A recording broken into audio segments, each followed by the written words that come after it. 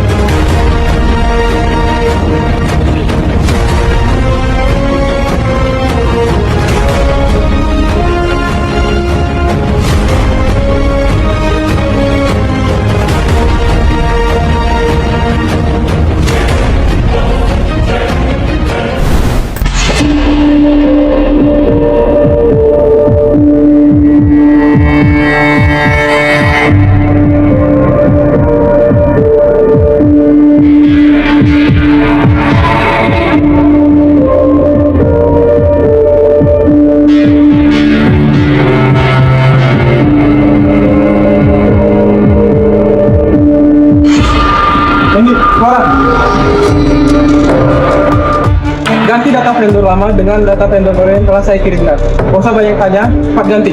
Tapi Pak, Gak ada ganti-gantian. Kerjakan apa yang saya suruh sekarang juga. Kalau kalian berdua, saya geser. Pergi.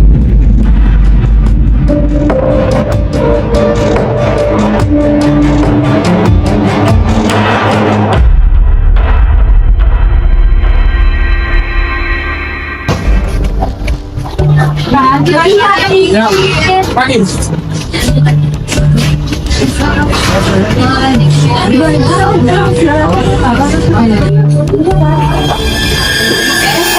mau kemana kalian? Kalian tahu nggak?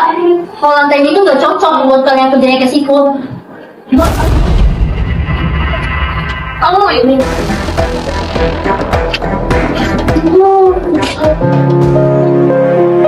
Maaf Mbak Anggun, Mbak Imelda, nanti ya. Kami kamu disuruh bikin dokumen ini sama Kak Gazwan. Hah? Maaf. Kalian pikir kalau kalian itu bisa nambah satu perusahaan? Udah nggak usah maaf, pergi dari sini sekarang.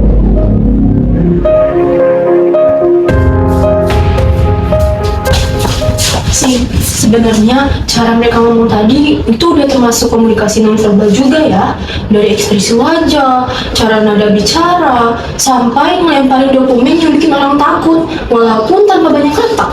Iya, soalnya di komunikasi itu bukan cuma ngomong aja.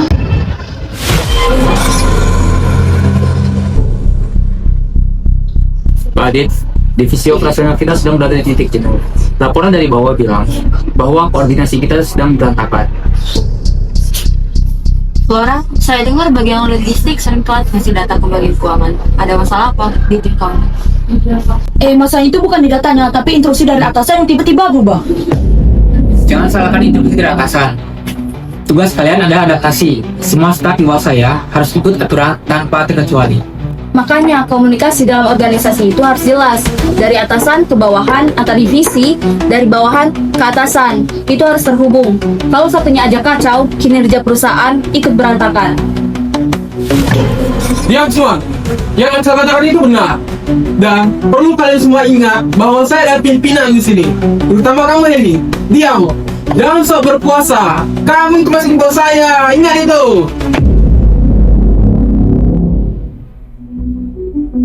Mia, sekarang juga rangkum semua masalah ini menjadi satu kebijakan. Baik Pak. Anjir, iya nggak sih tadi? Urat lehernya udah habis putus. Literally, nice banget udah kayak compressing. Gua sampai pengen pakai earplug. Berani semuanya no. Nanti kalau si penjaga itu dengar, habis nanti tadi kulit minyak, kan mereka tukang adu. Alah, si Anggun tuh ya, mukanya kalau lagi judes, cak rupuk mewek, kena cukup, asamnya liatnya. Tadi literally gue lihat dia data di situ kayak scary banget sumpah. Gue aja yang liatnya almost panggil Ustadz buat dia. No joke bro. Ada-ada aja kalian. Dia tuh di sana ada pelamar kerja baru yang lagi nungguin. Kasian ya, mereka nggak tahu kalau kantor kita isinya singa semua. Mereka belum tahu aja. Teman, aku itu yang kecil, punya kayak pizza. Parah sekali. Let's go, ayo.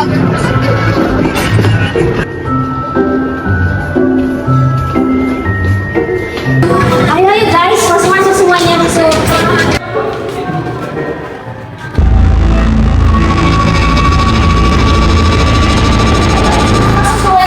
Silakan duduk.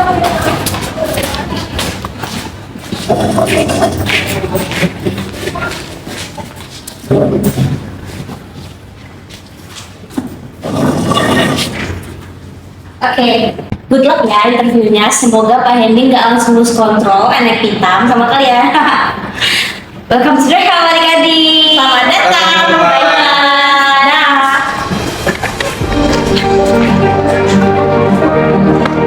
Pelamar atas nama Rosa, silakan masuk.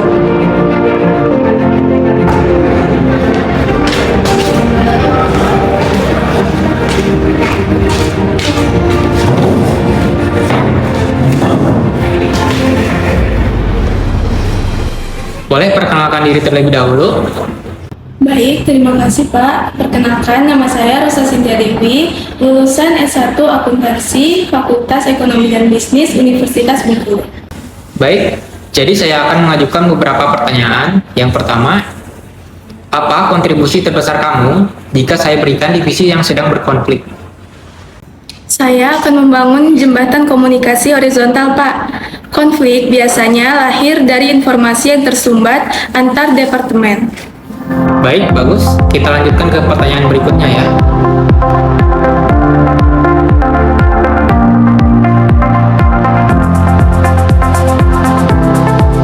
Atas nama Ivy, silakan masuk.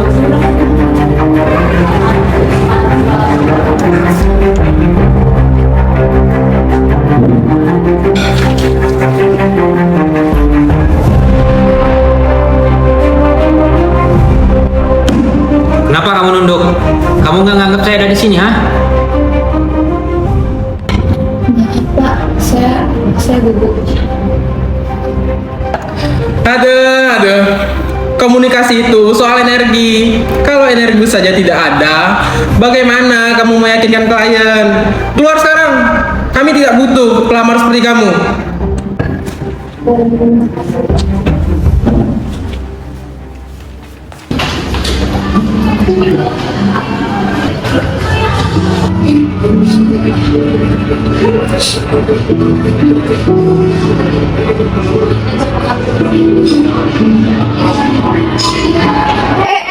Kalian tahu gak sih kenapa Pak Adi sekarang sering marah-marah? Soalnya tekanan gaji kami tinggal di tinggi banget, makanya udah gabung. Pantas ya, suasana kantor sekarang jadi lebih gak nyaman. Ya, komunikasi itu penting dalam organisasi. Salah komunikasi itu yang kerjaan jadi berantakan. Ya bener banget, salah penyampaian pesan aja bisa memilih konflik, terus bikin lingkungan kerja jadi gak sehat. Iya kan? Kayaknya tuh Pak Adi udah mau keluar deh. Kalau nanti ketemu deh, kita keluar aja yuk.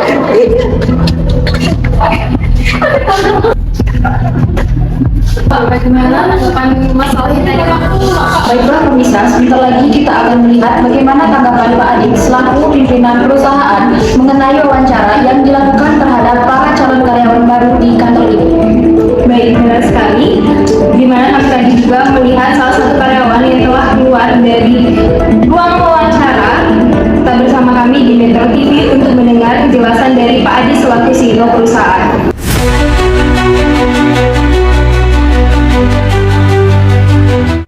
Nah, Pak Adik, benarkah adanya isu tentang perlakuan kekerasan terhadap karyawan di perusahaan Anda, terutama pada saat wawancara? Itu yang spekulasi. Kami sedang memperbaiki budaya organisasi kami. Tapi ada bukti pelamar lari ketakutan dari ruangan Anda. Apa tanggapan Anda?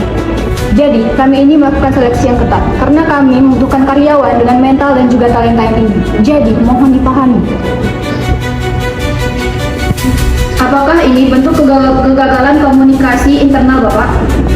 Nah, komunikasi ini perusahaan ini ke publik itu penting Pak, karena citra perusahaan itu dibentuk dari bagaimana perusahaan menjawab kritik.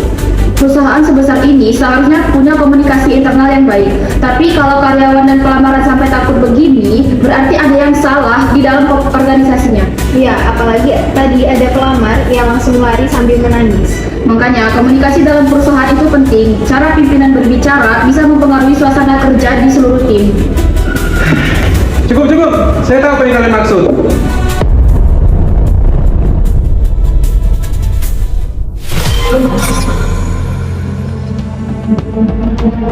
Pak Adit, tapi harga yang Bapak tawarkan itu terlalu rendah buat kami. Dengan harga segitu, kami tidak bisa memberikan kualitas yang premium. Saya butuh efisiensi. Jika Anda tidak bisa, masih banyak vendor lain yang mengantri. Tapi Pak, vendor lain tidak memiliki integritas seperti kami. Yang Bapak butuhkan itu keamanan data, bukan hanya sekedar harga yang murah. Bagaimana kalau kita ambil titik tengah? Dengan kami menambahkan durasi kontrak 3 tahun dan Bapak memberikan kami diskon 15% untuk tahun pertama. Deal, tapi dengan syarat pembayaran tidak boleh telat.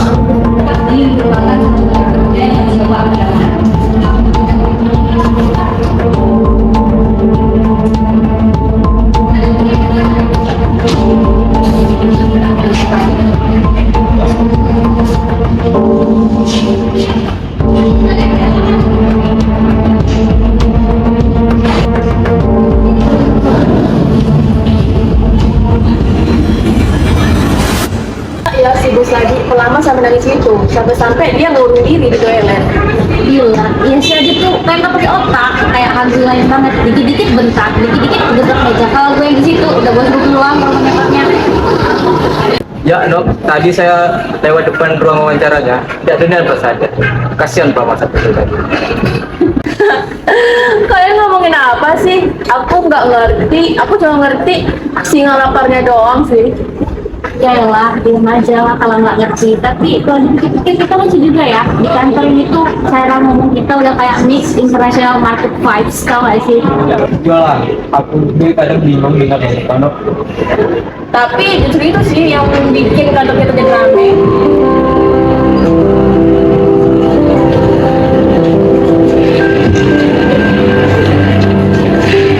Lagi bahas soal budaya ya. Dan by the way, dulu aku sempat takut buat ngomong di kantor. Soalnya logat daerah aku beda sendiri. Takut diketawain. Aku juga, karena kalau ngomong soal malah dikira nggak sesuai diri. Iya, bener banget. Padahal kan gaya komunikasi orang itu lagi dari lingkungan dan budaya mereka lahir. Iya, ada yang ngomong, ada yang keras, bukan dari mana, tapi memang kebiasaan daerahnya. Itu dia, gua tuh dari lahir emang gue speaker aktif. Tapi kadang gara-gara beda logat dan ngomong orangnya juga paham. Ya itulah kenapa komunikasi antar budaya itu penting, apalagi di dunia kerja, karena kita kan datang dari latar belakang yang berbeda-beda. Di dunia bisnis juga sama. Setiap klien yang beda budaya sama negara, kita juga harus paham cara komunikasi mereka. Iya, bener banget tuh. Lagi apa nih? Kumpul-kumpul sini lagi rasis atau lagi gibah? Kan rasis tuh, ini namanya kekayaan budaya. Ikutnya pula, baru lagi dimarahin, terus orang-orang di kantor. Ngomong apa Kang Fahri? Gunakanlah bahasa Indonesia yang benar. Santai Pak, Fahri cuma bilang kalau Bapak itu ganteng dan mirip artis Korea kalau lagi nggak marah.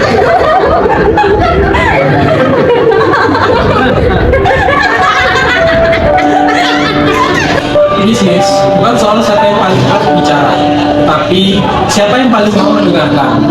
Dengan komunikasi, kita akan selalu menjadi satu. Kita semua punya peran. Saran kalian itu penting sekecil apapun itu. Kadang yang kita kira hanya alat kantor justru malah membangun budaya organisasi. Kritik, saran, bahkan candaan itu termasuk dari komunikasi yang sehat. Mimpi berkecukupan tanpa